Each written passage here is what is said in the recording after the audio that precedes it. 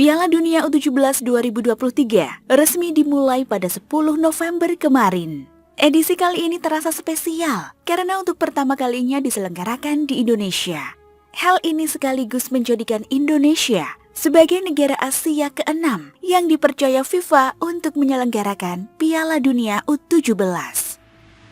Namun pada awalnya Indonesia bukanlah negara yang menjadi tuan rumah kompetisi tingkat remaja tersebut. FIFA mulanya menunjuk Peru sebagai negara penyelenggara Piala Dunia U17.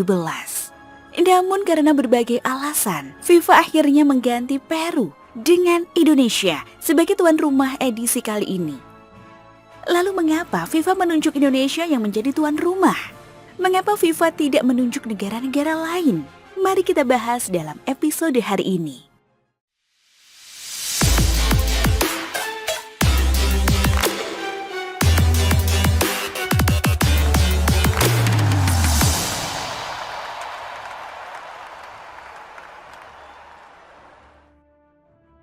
Sebelum masuk ke topik pembahasan, pastikan kalian sudah menekan tombol subscribe dan nyalakan notifikasi agar kalian tahu setiap video yang kami upload setiap minggunya.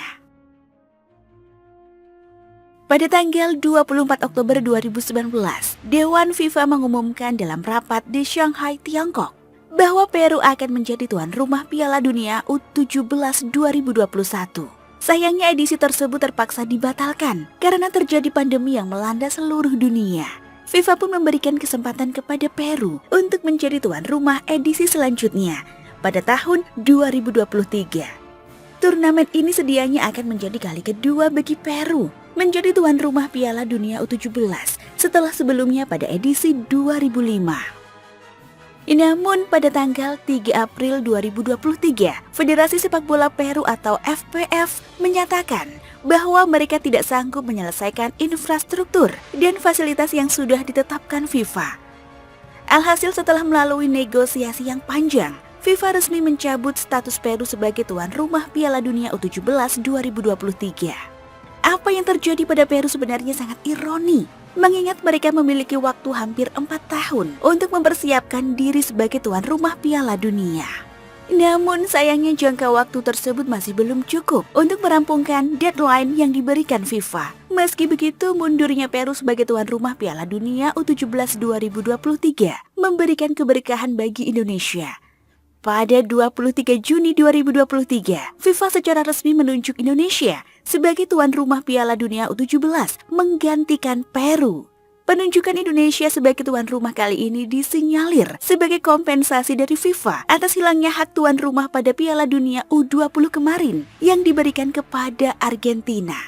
Seperti yang kita ketahui, sejatinya Indonesia terpilih menjadi tuan rumah Piala Dunia U20 2023. Namun menjelang turnamen tersebut diselenggarakan, terjadi polemik setelah timnas Israel berhasil lolos ke putaran final. Kehadiran timnas Israel tersebut sempat menjadi gejolak politik di Indonesia yang membuat FIFA akhirnya membatalkan status Indonesia sebagai tuan rumah Piala Dunia U20 2023.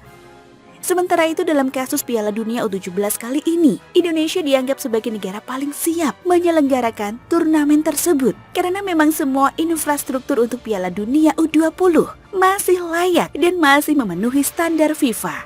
Maka penunjukan Indonesia sebagai tuan rumah Piala Dunia U17 merupakan langkah paling masuk akal yang dilakukan FIFA.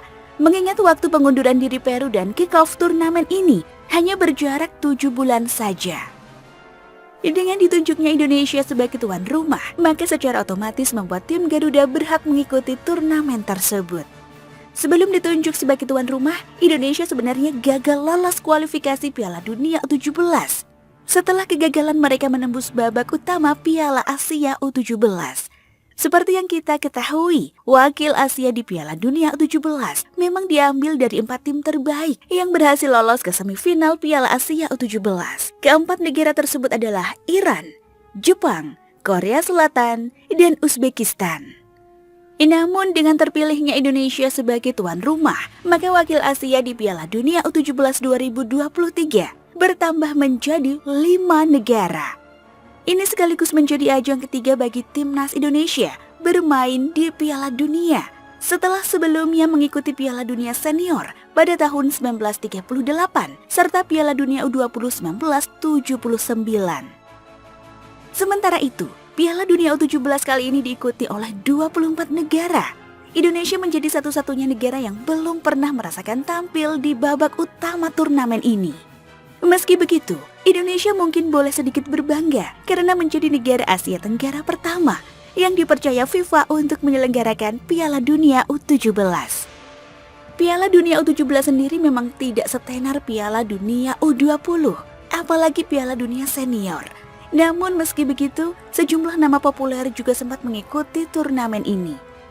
Sebagai contohnya Landon Donovan, Cesc Fabregas, Anderson, Toni Kroos, Kelechi Iheanacho, hingga Phil Foden merupakan deretan pemain yang pernah meraih Golden Ball di turnamen tersebut. Bahkan mayoritas dari mereka karirnya semakin menanjak setelah sukses memperlihatkan performa terbaik di Piala Dunia U17. Tidak bisa dipungkiri bahwa Piala Dunia U17 merupakan ajang yang tepat bagi para pemain muda untuk menunjukkan kemampuan terbaik mereka. Turnamen ini biasanya menjadi sorotan utama bagi para pemandu bakat untuk mencari talenta terbaik untuk nantinya diajak bergabung dengan klub-klub top Eropa. Tidak hanya para pemain dari negara-negara kuat saja, mereka yang berasal dari negara semenjana pun juga memiliki peluang jika berhasil mengesankan para pemandu bakat. Itu berarti Piala Dunia U17 memang menjadi momen yang tepat bagi para pemain Indonesia untuk memperlihatkan kemampuan terbaik mereka. Siapa tahu nantinya akan ada pemandu bakat yang tertarik dengan skill olah bola anak-anak muda Indonesia. Sekian ulasan kita pada episode kali ini. Jika kalian menyukai konten Piala Dunia seperti ini, pastikan kalian sudah menekan tombol like dan subscribe. Jangan lupa tinggalkan opini kalian di kolom komentar. Terima kasih sudah menonton dan sampai jumpa di episode Futix ID lainnya.